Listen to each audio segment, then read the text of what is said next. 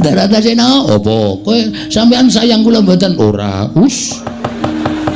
Mbok sayang yo. Lah piye kon ngajar Kurawa? Wis kowe lungguh sing kepenak. Engko Kurawa tak jotosane. Asik. Ndara Gatotkaca, piye Bagong?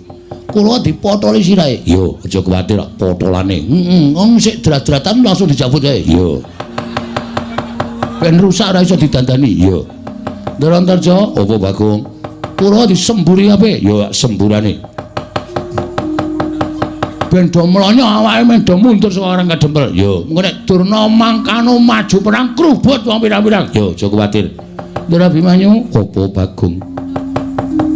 Sampeyan tahu to pas ngelak niku kula goleke unjukan mlayu aduh banget nganti kula gembrobyos. Iya.